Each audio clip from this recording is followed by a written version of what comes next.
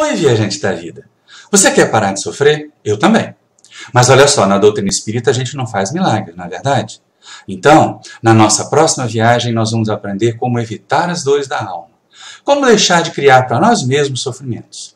Então, enquanto roda a vinheta, você já aproveita, dá um joinha aí embaixo, se inscreve no nosso canal para a gente continuar mandando mensagem de paz e amor para muita gente e deixa também o seu comentário. Desde já, obrigado e boa viagem!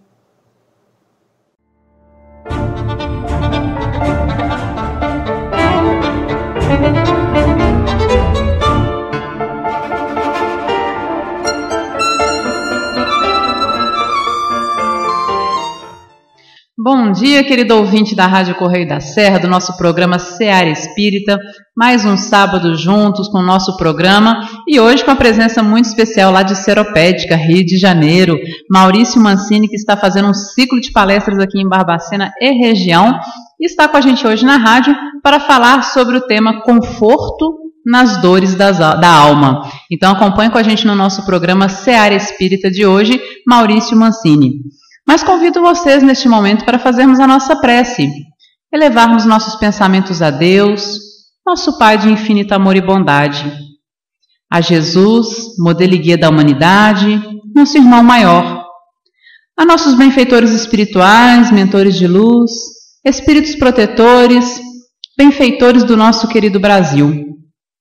Pai amado, agradecemos o dom da vida, agradecemos a oportunidade reencarnatória, agradecemos, Senhor, por nossa família, por nossos amigos, pelo nosso trabalho, por todas as bênçãos, Senhor, que diariamente recebemos.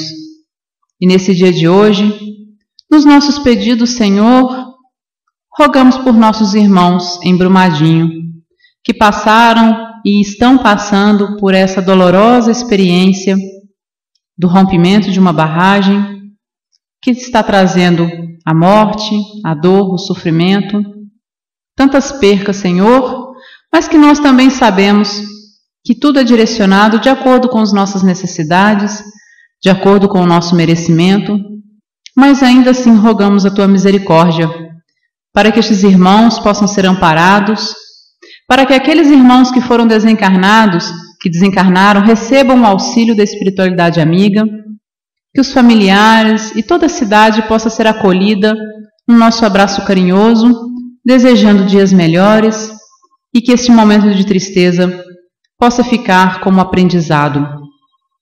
Rogamos ainda, Pai, por todos aqueles que sofrem, para que Teu amor, para que a Tua paz alcance esses corações. Seja conosco, Senhor, hoje e por todo sempre. Que assim seja. Bom, hoje a gente vai falar, Maurício, sobre o conforto nas dores da alma. E não são poucas essas dores, né? Eu gostaria que você falasse para a gente um pouquinho quais são essas dores da alma que a gente pode considerar da atualidade, desse momento que nós estamos vivendo em nossas vidas. Um bom dia para você. Bom dia, Melissa, bom dia, ouvintes. É um prazer enorme nós estarmos de volta aqui na região. Já tem 3 anos e meio praticamente que a gente não vem a Barbacena e ter a oportunidade de realizar essas tarefas. Na verdade, Conforto nas Dores da Alma é até o título de um dos meus livros, e a gente vem trabalhando esse assunto já há algum tempo, a pedido até de outros companheiros do movimento espírita, porque a gente percebe uma sociedade muito aflita em muitos aspectos, e nem percebe o quanto que, pelo volume das dificuldades materiais, nós temos criaturas que estão maceradas do ponto de vista da alma, estão guardando para si, estão amarguradas, e elas mostram às vezes um sorriso no rosto no momento da convivência social, mas nos seus momentos, né, de reservados, individualidade, elas estão sofridas, algumas delas até pensando em deixar a existência por não ver na existência nenhuma esperança de melhora. Então a gente tem, baseado até na própria observação de Allan Kardec, na 4ª parte do Livro dos Espíritos, uma lista enorme de aflições, de situações dolorosas que, mesmo que às vezes atinjam o corpo físico primeiro, atinjam a nossa realidade material em primeiro momento, lá no fundo elas ferem a alma. E aí causam esses transtornos que as pessoas estão tendo dificuldades de lidar. Porque a gente acha muito simples, quando está com uma dor no corpo físico, tomar um analgésico para a dor diminuir e esconder a causa dela. E do ponto de vista da alma, a gente costuma estar só tomando analgésico e esquecendo de fazer a terapia verdadeira. E a proposta da doutrina espírita pode acrescentar muito nesse momento. A ideia do consolador prometido, as várias formas de nós olharmos a realidade, só isso já seria suficiente para trazer um alento, para resgatar a esperança. Um companheiro nosso que já esteve aqui, inclusive, Santana, ele costuma dizer que nas pesquisas com as pessoas que tentam suicídio, na maioria das vezes elas não cansaram da vida, elas perderam a esperança. Se a doutrina espírita, se a nossa tarefa, junto com as pessoas, seja no movimento espírita, seja na vida em sociedade, puder contribuir um pouquinho para resgatar a esperança dessas pessoas, a gente já vai estar aliviando as dores da alma de muita gente. É verdade, com certeza.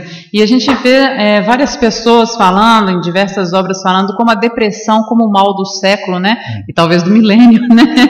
Porque a gente vê um grande número de pessoas passando por processos depressivos, às vezes mais graves, às vezes menos graves, né? Como você disse, às vezes até numa situação que pode até levar a um suicídio, que seria um ato extremo, né? Na questão do processo depressivo.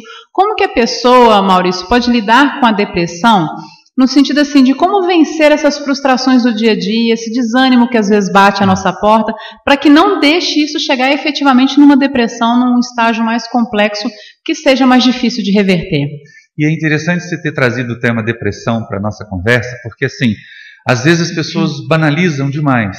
É frescura, né? Tá fazendo corpo mole, e é uma doença gravíssima. Tá? No nosso meio espírita, eu acho que o livro que a gente podia ter como referência até para trabalhar esse assunto é do Isaías Claro, lá de São Paulo. Depressão, causas, consequências e tratamento.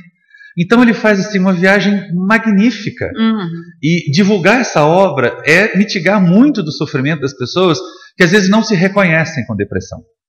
A gente tem um caso, um de vários casos característicos, mas que marca muito porque diz respeito à grande mídia, o caso do ator Robin Williams. Um humorista que foge da vida pelo suicídio porque estava afundado em depressão e ninguém percebia. Quando as pessoas começam a anunciar muito, eu estou deprê, eu estou deprimido, isso já começa a suspeitar de que não é depressão, é outra coisa. Mas o deprimido mesmo, ele às vezes nem se percebe deprimido. Ele nem se percebe nesse redemoinho de coisas que vão minando a resistência, que vão minando a sua paz. E aí o combate às causas é sempre a melhor das estratégias de ação. Por isso, nessa obra do Isaías Claro, a gente consegue ter, porque ele vai pontuando as causas. Para nós espíritas é muito bom, porque quebra um pouco aquele tabu criado que depressão é sempre obsessão, e não é. Depressão pode ter causas orgânicas muito sérias, e elas têm que ser tratadas organicamente, elas têm que ser tratadas com a psicoterapia, quando elas têm esse fundo do trauma, das marcas psicológicas muito graves. E no tratamento espírita nós vamos dar o suporte. Nós vamos dar o respaldo, nós vamos, inclusive, fazer com que essa pessoa comece a refletir um pouquinho mais a respeito da amplitude da vida. É tão lindo o texto do Evangelho segundo o Espiritismo, lá no capítulo 2, que fala do ponto de vista, porque ali é o ponto de partida para você tratar as dores da alma. Olhar aquele texto, perceber essa realidade da nossa vida como muito maior do que essa, e não com aquela ideia de que a gente de vez em quando vê também se desenvolver em algumas companheiros do movimento espírita, de que a gente está aqui carregando um fardo das encarnações anteriores. A proposta da doutrina espírita não é carregar fardo, gente. Nenhum de nós reencarnou aqui para ficar só pensando nas dívidas do passado, mas exatamente em pensar em o que eu vou fazer para que o futuro seja mais leve, em como que eu vou me posicionar, que tipo de observações, ou então até na observação de que quais desejos realmente são do meu interesse espiritual. Porque nós vemos as pessoas sofrendo tanto, se frustrando tanto, quando elas não alcançam a posição de destaque na sociedade que elas queriam. Quando elas não alcançam a remuneração que elas gostariam no trabalho que elas realizam. Mas aí a gente já parou em pensar que trabalho não necessariamente é só para sobrevivência. Precisa ser alguma coisa prazerosa. Aproveitando até o áudio do Divaldo, você já imaginou passar 45 anos fazendo uma coisa que você odeia só porque dá muito dinheiro? Aí a gente começa a ter um monte de abastados, infelizes, deprimidos que vão chorar em Paris. É verdade. Mas o trabalho devia ser a nossa fonte de prazer também. como a gente lida com jovem há muitos anos e no trabalho na universidade com os meus alunos, a primeira coisa que eu pergunto para eles é assim: vocês querem mesmo essa carreira? Porque pensa bem, são 5 anos de graduação, mas supondo que nada mude nos próximos meses ou nos próximos anos, 40 anos de trabalho. Fazer 45 anos a mesma coisa, vocês estão dispostos? Porque às vezes as pessoas olham para uma carreira porque ela dá status, olham para um objetivo porque aquilo vai exteriormente satisfazer, e internamente elas não estão satisfeitas. Então é melhor que a gente faça o que dá prazer, ser um pouco hedonista da alma, vamos usar essa terminologia, porque é isso que nós somos. Tudo mais é transitório. Então, se você focar em satisfazer o agora, daqui a pouco já não está satisfeito mais. A gente vê muito isso, principalmente na mentalidade mais jovem. Ai, como eu gostaria de ter o smartphone mais novo, o último modelo que saiu. Aí depois passa 6 meses, aquilo está ultrapassado, a criatura fica deprimida de novo e ainda está pagando as prestações. É verdade. E isso a gente vê que realmente é uma situação que a gente vive, está inserido hoje socialmente falando, talvez até pelas exposições que nós temos muita facilidade hoje, essas exposições da mídia, das redes sociais, em que ali na rede social a gente vive um mundo fantasia, né? Tudo é perfeito, a vida de todo mundo é linda, as melhores viagens, as melhores companhias, e a gente sabe que no fundo não é bem isso, né? A pessoa expõe aquilo que ela quer expor, né? Dá uma enfeitada, põe um monte de filtro na foto, como se diz, né? Dá uma Photoshop. Dá uma enfeitada na situação e às vezes expõe uma alegria que não é verdadeira. E aí o outro que está vendo aquela situação toda fala: nossa, mas minha vida não é assim, minha vida não é desse outro jeito, minha vida não é igual do fulano, nem igual do Beltrano. E aí inicia um processo depressivo por esse excesso de exposição social desnecessário muitas vezes, principalmente para os jovens. Isso é prejudicial, não é, Maurício? Totalmente. Eu tive a oportunidade até de falar isso numa das palestras, que assim, as redes sociais estão agravando os quadros de depressão. Porque as pessoas mostram ali uma vida perfeita, uma vida glamourizada. E a maioria de nós acorda de manhã descabelado, né? Não vai acordar bonitinho, príncipe e princesa, para sair se mostrando no Facebook e tudo mais. Então é muito grave, porque... e essas pessoas que se expõem dessa forma, frequentemente também estão escondendo as suas próprias dores, as suas próprias mazelas.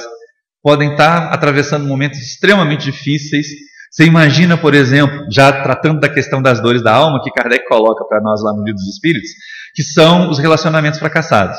Né? Seja das amizades que são traidoras, que são ingratas, seja dos relacionamentos passionais, que também fracassam com frequência, porque hoje nós estamos usando critérios de escolha que não são aqueles que vão garantir um relacionamento duradouro. As pessoas estão observando a exterioridade, né? É verdade. E aí as coisas não ficam das mais... permanentes, são transitórias de novo. O tempo passa, assim, né? Depois, é lógico, você imagina, né? Você vai lá, o jovenzinho escolhe a namorada na academia, aquela princesa malhando lá no espinho. Daqui a uns 10 anos de casamento, ela sai para passear de vassoura. Pois é normal. É o natural que acontece, a mesma coisa ele também, levanta aqueles ferros tudo, bíceps, tríceps bem delineados. 10 anos é tudo pânceps, gente, passa, o corpo passa. E as pessoas estão escolhendo afetos pela aparência, né, pela química que eles falam. Puxa vida, eu sou engenheiro químico, né? Falar que está escolhendo gente pela química é uma aberração. Não sabe o que está dizendo, né? As pessoas precisam ter o amor como uma fonte de alegria para tudo. Tá? E as pessoas estão mercantilizando o afeto. A gente tem utilitarismo nos relacionamentos humanos hoje, né? Fulano, eu vou ser amigo do fulano porque o pai dele tem casa com piscina.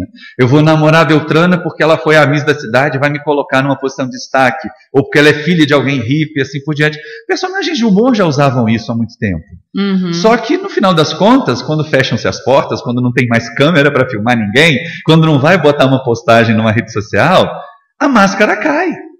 E aí a gente olha o lado feio da vida, o lado frustrado, o lado que não satisfaz, a pessoa que não compartilha conosco mais nenhum ideal, e aí os relacionamentos se frustram.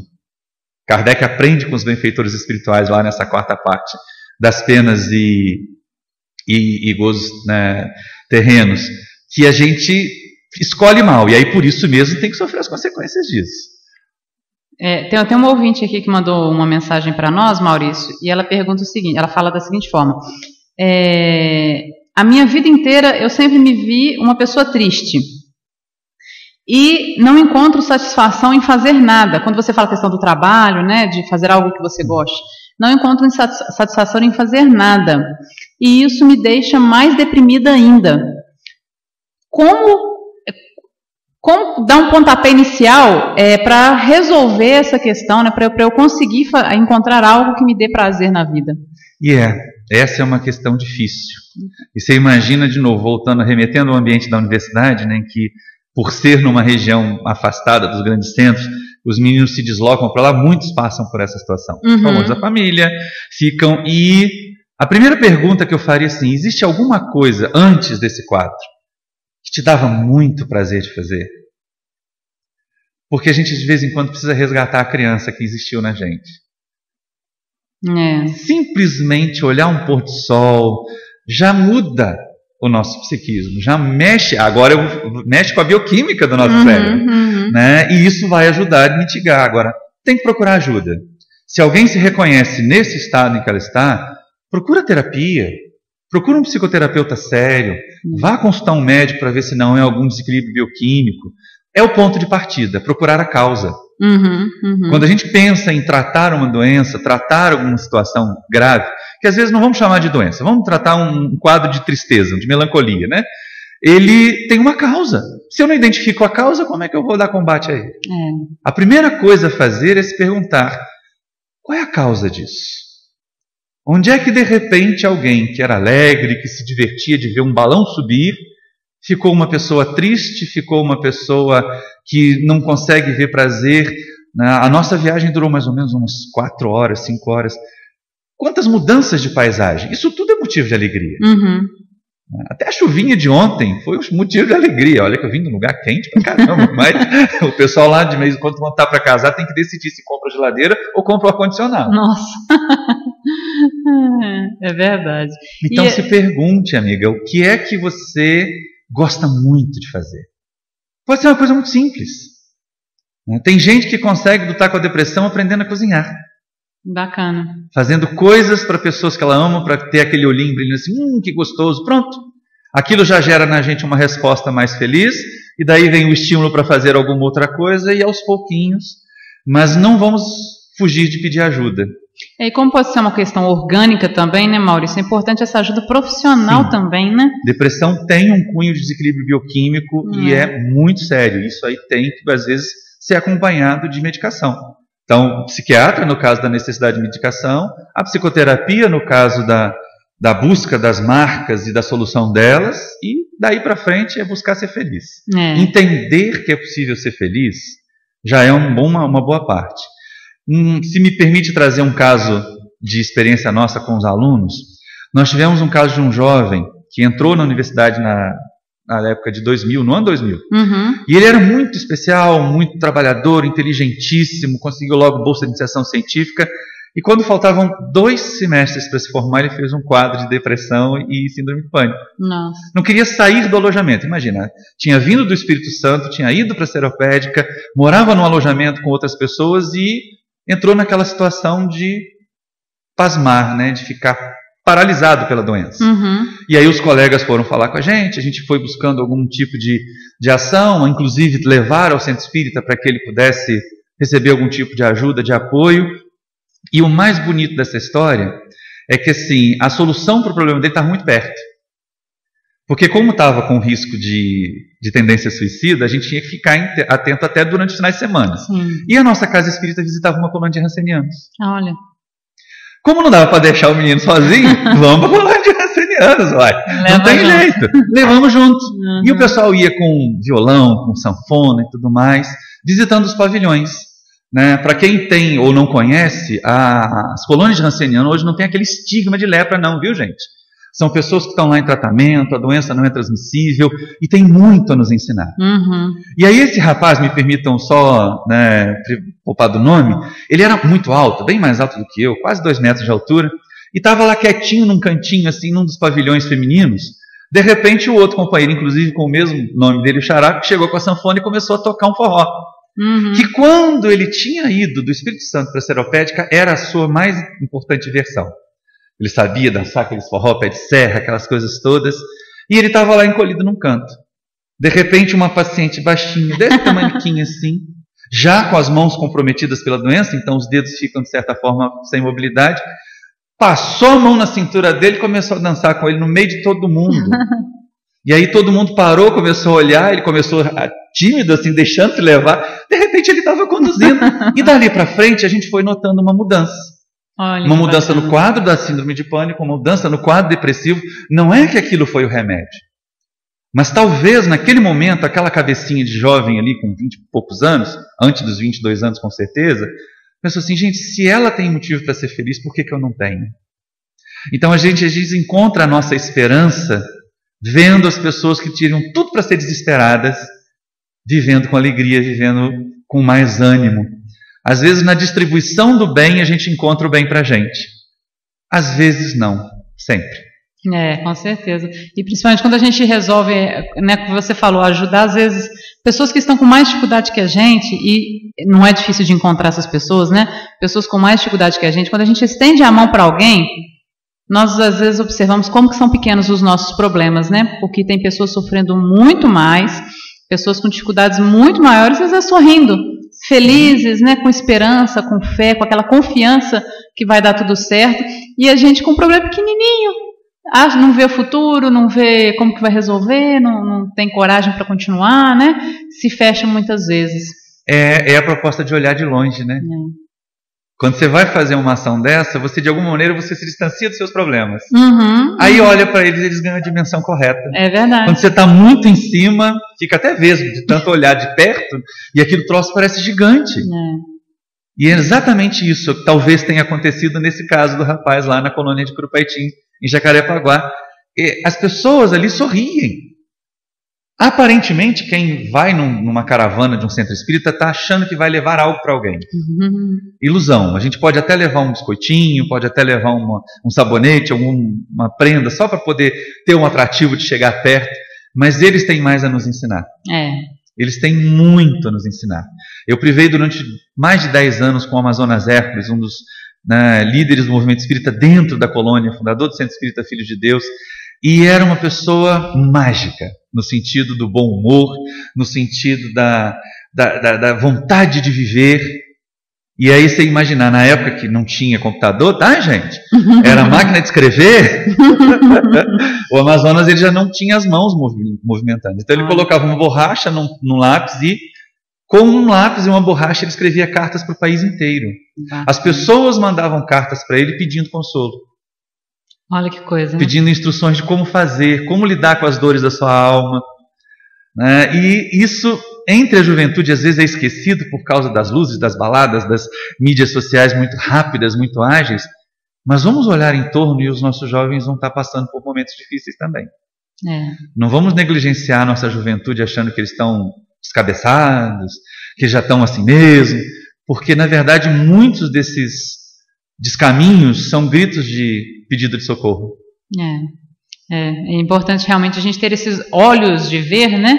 Como Cristo nos estimula, porque muitas vezes a pessoa está do nosso lado, é um familiar, um parente, um amigo, um colega de trabalho, e passando por um problema difícil e muitas vezes não se abre, e a gente às vezes tem essa oportunidade de ajudar de alguma forma estes irmãos que estão passando por essas dificuldades e assim nos auxiliar a nós próprios, né? Porque quando a gente ajuda, o primeiro beneficiado somos nós, né? Bom, a gente está falando hoje sobre o conforto nas dores da alma, que é uma obra, né? Um livro do Maurício, e fala muito sobre essa questão das dificuldades, né? Dos enfrentamentos que nós temos na nossa vida, dos problemas que a gente vivencia. E aí eu gostaria de perguntar para você, Maurício, qual que é a proposta espírita para lidarmos com essas dores da alma que são inerentes à vida humana, né? Todos nós necessitamos passar por elas como processo de evolução, mas como que a gente pode, né, lidar da melhor forma possível? Qual que seria a proposta espírita? É interessante esse assunto, porque às vezes as pessoas imaginam que o espiritismo deve substituir outras áreas na terapêutica das dores da alma. E, na verdade, a nossa doutrina reconhece todas as contribuições de todas as áreas como instrumentos, inclusive, de Deus para que as pessoas alcancem bem-estar. Então, de maneira alguma, nós vamos imaginar que nós vamos curar depressão do centro espírita só com passe e água frutificada, ou resolver problemas de desencarnações de entes queridos. Mas a doutrina pode oferecer muitos instrumentos para nós lidarmos com as nossas dores e para nós colaborarmos no socorro às dores alheias. A gente comentou até o início dessa jornada aí está lá no capítulo 2 mesmo do Evangelho segundo o Espiritismo, quando a doutrina nos propõe essa mudança de ponto de vista. Quer dizer, perceber a vida como muito maior do que esta que nós estamos vivendo, como esse período que nós estamos vivendo, ajuda a diminuir o impacto das dores. O simbolismo de Kardec lá é até interessante. Uma criatura que esteja num vale, ela consegue ver apenas as brumas, ainda mais se esse vale estiver brumoso. Mas se ela se alçar uma montanha, ela tem uma percepção muito mais ampla do horizonte todo. E sabe o que virá, e sabe que não vai ficar naquela situação durante muito tempo. Então, nos percebermos imortais. A gente ainda, mesmo no movimento espírita, nós ainda agimos muito materialistas. Nós ainda esquecemos que nós somos espírito e temos corpo. E aí fica aquela preocupação toda, não, mas o que amanhã, como é que vai ser o amanhã, o que será o amanhã, né? Aquelas músicas populares. E esquecendo, olhando o amanhã só como sendo esta vida, este momento. Não quer dizer que a doutrina espírita nos proponha um relaxamento, uma acomodação, menos ainda ficar fazendo apologia ao sofrimento. Aquela história de que quanto mais sofrido, mais rápido evolui. Isso é coisa de partido político, gente. Quanto pior, melhor. Coisa de partido político não é coisa de espírita. Quanto melhor, melhor. Então nós vamos fazer todo o esforço necessário para chegar lá. No capítulo 5 do Evangelho, que é o maior capítulo daquela obra, Kardec dá para nós mais ferramentas. A primeira questão que ele coloca ali é o seguinte: vamos estudar as causas. Assim como o Isaías Claro faz no seu livro sobre depressão, Kardec faz no Evangelho sobre as aflições no contexto geral. Porque a noção de mortalidade às vezes também pode nos anestesiar ou nos levar a fugas psicológicas. Eu estou passando por isso agora porque foi na outra encarnação que eu fiz aquilo. Aí Kardec estuda lá, causas anteriores das aflições. É um trocinho pequenininho. Porque nós só vamos explicar como causas anteriores a esta existência das nossas aflições aquilo que a gente já nasceu vivendo. Já experimenta desde o nascimento. O resto, na maioria das vezes, é consequência do nosso agora. Depois Kardec vai para as causas atuais das aflições, que é um texto bem mais volumoso, que chama a nossa atenção, inclusive, sobre o nosso comportamento agora. Fugir psicologicamente, usando o jargão espírita, é retardar o processo de tratamento. Porque se eu fico imaginando assim, é porque no passado eu fiz isso, agora eu não consigo aquilo. Só mais uma história de trabalho espírita. No atendimento fraterno da nossa casa, certa vez compareceu um senhor, mais ou menos ali uns 60, quase 70 anos. Já cabelo grisalho, os olhos meio tomados por uma catarata que avançava, as pernas enfaixadas. Devia ter alguns ferimentos que não cicatrizavam. E a sua grande queixa durante um longo período no atendimento fraterno é de que ele tinha um diabetes muito alto. De que ele tinha um diabetes alto demais, que não conseguia curar, que nada, a dieta não resolvia, que o medicamento não estava ajudando, já estava virando insulino dependente. E aí, tudo bem, a gente vai ouvindo. O atendimento fraterno é para que você deixe o outro falar do seu problema, para que ele mesmo se escute. Chegou uma hora de dizer, mas eu sei por quê. Aí, gente, nessa hora dá arrepio no perispírito, não dá? Porque você está lá no atendimento fraterno, para ouvir o outro e depois dar uma palavra de consolação. Ele sabe o que é, sabe qual é a causa, daqui a pouco ele dá o remédio também. Aí eu só fiz assim, e já comecei a fazer prece para Joana de Andes, para Emanuel, que eu sabia que vinha bomba. Sabe o que é? Aí eu fiz outro, é que numa outra encarnação, lá no século XVIII, eu fui senhor de engenho ali na região de Campos, na época do ciclo da cana. É um senhor de engenho muito malvado. Quando os meus escravos fugiam e eu conseguia recapturar, eu mandava moer a mão dos escravos na moenda. Aí aquele monte de sangue misturado com açúcar, agora o açúcar está todo no meu sangue. E eu pensei, nem hospício vai dar jeito. Porque as pessoas querem jogar a culpa no passado. Elas querem transferir para outra encarnação. Quer dizer, ele era diabético, não era porque ele comia doce demais agora. É porque ele foi barão.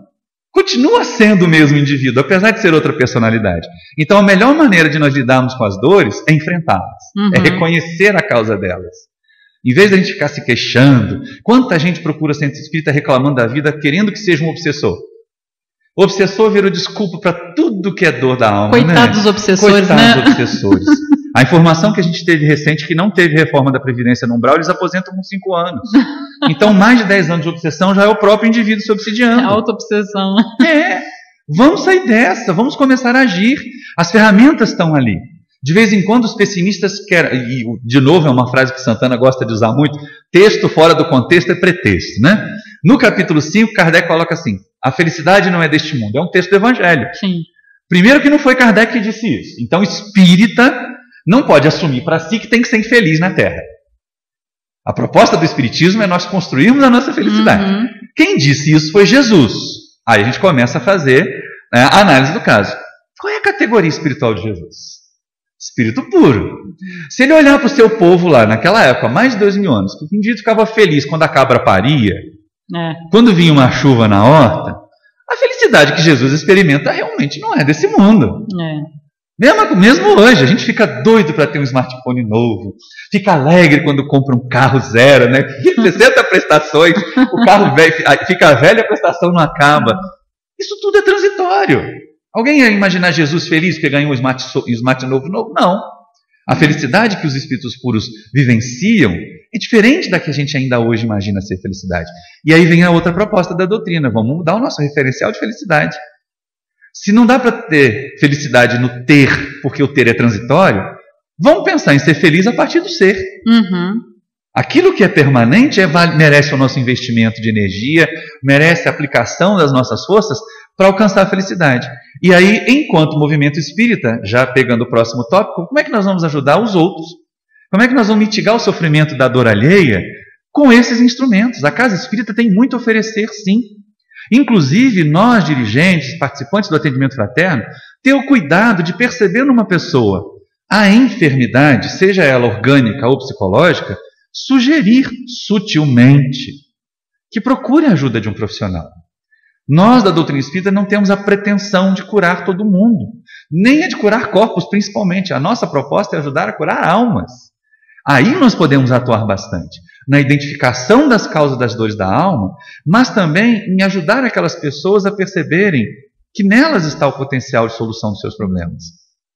Que nós estamos ali para ajudar, que nós estamos ali para dar apoio, que nós vamos lembrar, olha, hoje é dia da reunião, vamos lá com a gente, ou hoje é dia da visita no asilo, vamos lá conosco. Mas cada um de nós vai ter que ser autor da própria felicidade. Quanto a isso não existe receita diferente, é a única. E o único caminho que vem para nós lidarmos com as nossas próprias dores é vivenciar um amor mais equilibrado, um amor mais próximo daquilo que Jesus veio demonstrar, veio exemplificar tantas vezes. Do contrário, a gente vai estar sempre tendo que recorrer a alguém ou a algo para mitigar as nossas dores, para anestesiar nossas consciências. Isso não vai fazer bem para ninguém. E muitas vezes a gente confunde nessa ânsia, né, pela felicidade, pela alegria. Na verdade, nós confundimos a felicidade com o prazer muitas vezes, né, Maurício? Às vezes as pessoas buscam felicidade no excesso da comida, buscam a felicidade no excesso do sexo ou do sexo desregrado, buscam a felicidade no uso de drogas muitas vezes, né, ou seja, se entorpecendo. E vai buscando, mas assim, quando a gente vê, são prazeres ali só imediatos, né? Então, quando você come muito, você pode ter aquele prazer imediato, mas depois vem a diabetes, vem o colesterol alto, vem não sei o quê, vem o problema cardíaco e outros problemas. As drogas, então, nem se fala, né? As consequências são funestas. E às vezes o que a gente observa é que muitas vezes nós buscamos a felicidade em coisas materiais que só trazem prazeres momentâneos, fugazes, que acabam que depois a gente continua frustrado buscando outras coisas, tentando se entorpecer dessas coisas da matéria, e aí vamos caindo no quadro de depressão, né? Com certeza. E ainda tem uma questão, procurar a felicidade onde ela não está, nunca vai achar. Exatamente. É uma busca de sofrimento, na verdade. Aumenta, agrava ainda mais as dores da alma. Então, aquela situação, a sociedade nossa tem uma cobrança muito grande por aquilo que a gente apresenta. Então, até comentamos ontem, as pessoas são vistas assim, se elas não têm um parceiro ou uma parceira, elas são fracassadas emocionais. Se elas não têm o carro, né, que impressione, elas são umas fracassadas profissionais. Sim. E nós podemos ser felizes com tão pouco, com tão menos do que isso. Né? Meus filhos agora estão grandes, mas durante muito tempo um dos meus prazeres era acordar de madrugada e tirar foto deles dormindo. Porque é um momento de entrega, é um momento de aconchego tão grande que isso vale a pena, vale uma vida de pai. Vamos colocar assim. Coisas pequenas, quando não ao aluno top de linha que chega e faz uma carreira brilhante, mas aquele aluno que veio rastejando no curso e de repente você chama para uma conversa e a partir dali ele chega ao ponto que podia, chega ao máximo. Isso são motivos de alegria. Quer dizer, e não são contabilizáveis, não são palpáveis, não dá para mexer, não dá para botar numa gaveta. São coisas que se você não usa rápido, não conquista rápido, não guarda rápido em si, passou a oportunidade. E da mesma forma que nós falamos no primeiro bloco, Maurício, que quando a gente olha as dores do outro, as nossas tomam a devida proporção, reduzem aí o grau de importância. Quando a gente conforta o outro, quando a gente conforta as dores do outro, quando a gente auxilia o outro, nós também recebemos esse auxílio, Nós estamos trabalhando também para nos confortar, nos auxiliar. É mais do que nós imaginamos. Tem um livro do Alírio de Cerqueira Filho que eu acho que todo trabalhador do movimento espírita devia estudar, que é o Fora da Caridade na Salvação. Que é exatamente isso, como nós lidamos com o fazer o bem. Muitos de nós ainda temos aquela visão salvacionista. Eu vou fazer o bem porque para me salvar. Está lá o lema da doutrina espírita, capítulo 15 do Evangelho, fora da caridade não há salvação, e as pessoas ficam imaginando que salvação é fugir do umbral. Então eu vou lá da cesta básica, juntar 300 mil cestas básicas ao longo de uma encarnação, vale um duplex com piscina em nosso lar. Puxa vida, gente. Não vai ser por aí que a coisa vai funcionar. Então o Alírio chama a nossa atenção o seguinte: fazer o bem pelo bem que o bem nos faz. Ele nos chama a ser semeadores. Ele usa inclusive a parábola do semeador para direcionar a nossa tarefa do conforto nas dores das almas alheias e da nossa. A tarefa do semeador é colocar a semente no solo. A tarefa do solo é fazer a semente produzir. Se nós quisermos ser ao mesmo tempo semeadores e colhedores, nós vamos nos frustrar. Agora, sempre é possível colher dentro de nós o benefício daquilo que nós fizemos. A alegria de você ter alguém que referencia, olha, puxa vida, agora mesmo eu estava comentando com um companheiro do movimento, eu recebi um retorno muito interessante de um dos livros, porque eu nunca estive em Araraquara, São Paulo, e de repente alguém de lá me mandou uma mensagem: olha, usei o seu livro no nosso CAPS, numa oficina de contos para poder tratar dependentes químicos. Eu falei, puxa vida, olha a recompensa aí. Que legal. Isso é conforto. Mesmo que a gente estivesse passando um momento muito difícil quando os livros foram escritos, aquele momento foi para nos treinar até de como ajudar os outros, de como entender, criar empatia. Porque às vezes nós queremos ser caridosos sem ser empáticos. Eu vou lá dar cesta básica para o pobre, eu vou lá dar passe no assistido da casa espírita, vou participar da reunião mediúnica, receber espírito sofredor para ser bonzinho, para fazer a caridade. Mas o espírito sofredor que vem se comunicar na reunião mediúnica nos ensina muito. Nem que seja o que não fazer. Porque se eu fizer o que ele fez, eu vou passar pelo que ele está passando. Aprendi. Frequentemente, quando você vai, durante um tempo eu e a Leopoldina fazia campanha do Quilo junto com o pessoal, um dos aprendizados mais bacanas é você ver isso. Às vezes você vai nos bairros mais simples, as pessoas não têm para elas, mas elas fazem questão de dividir. E aí, mas nós não arrecadamos o bastante para manter o trabalho, mas nós saímos tão recompensados. Com certeza. Porque a gente percebe solidariedade. O nosso povo, apesar de todos os tumultos, a gente tem momentos de solidariedade que, se eles forem multiplicados, teremos menos dores para as nossas almas e para os outros. E no confortar os outros, nós nos confortamos. Maurício, chegando ao final do nosso programa, daria para a gente ficar até meio-dia pelo menos conversando, mas vamos ter que encerrar. Eu gostaria que você deixasse uma mensagem final para os nossos ouvintes a respeito da temática.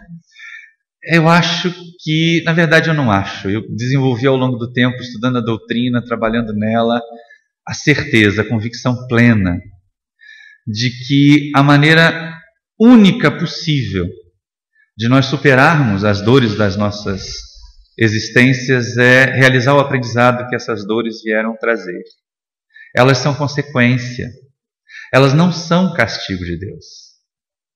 Todas as vezes que uma dor muito grande vem, nos perguntemos: o que ela quer que eu melhore? O que essa dor quer que eu mude? A gente não faz isso com as doenças orgânicas? Quantas pessoas esperam a gastrite ser grave para mudar o comportamento alimentar? Quantas pessoas esperam a diabetes ficar alto para consumir menos açúcar industrializado. Então, se nós podemos fazer isso com o nosso corpo, apesar da dor, por que não fazer isso com a alma? Uhum. Uma dor moral muito aguda, ela pode ser ao mesmo tempo o resgate dos nossos equívocos de ontem, mas um convite para mudança de comportamento hoje. Um convite para mudança de postura. Né? E vale olhar em volta, vale olhar a família. Aqueles de nós que temos a felicidade de já ter filhos, de ter netos, né, são as nossas fontes mais interessantes de felicidade. Porque eles não precisam de muito. Né? Um colo para assistir um filme, um desenho animado. Pai de filho pequeno pode assistir desenho animado sem culpa nenhuma, é tão bom. E aquilo para eles é o máximo. Está do lado ali comendo pipoca. Então, vamos buscar confortar as nossas dores nas pequenas alegrias. Porque se a gente ficar imaginando que só vai ser feliz quando tiver uma grande alegria, já era. A frustração passou, o tempo, né, escoou e nós não aproveitamos a existência. Desejo a todos um carinhoso dia, muita paz. Aqueles que estiverem conosco à tarde, à noite, teremos a oportunidade do abraço ao vivo. Maurício, mais uma vez, muito obrigada por estar aqui com a gente, né, trazendo essa temática tão importante no momento que vivemos. Aliás, eu acho que vai ser uma temática sempre importante, né, nesse nosso processo evolutivo. Que Jesus te abençoe na sua caminhada aí de divulgação do Evangelho, de divulgação da doutrina, e que sejam muito bons os estudos, né, que você receba toda a intuição e o auxílio necessário para ser um bom instrumento do Pai nos estudos aí que você vai fazer ao longo de hoje e amanhã. Muito obrigada. A gratidão é minha e principalmente ao Cid, né, que garantiu que isso acontecesse. O nosso médium de transporte. É verdade. Um abraço a você, né, que você continue aí nessa divulgação maravilhosa da doutrina. Agradecemos a presença do Sidney, que está aqui com a gente nos estúdios também, do Paulo Bianchetti, do Fred, que está aqui na parte técnica.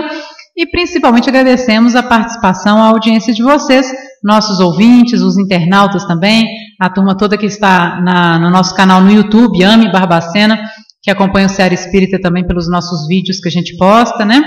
E todos vocês, nosso abraço carinhoso, desejando um excelente final de semana, de muita paz, de muita luz, muito amor. Que Jesus nos abençoe, nos auxilie.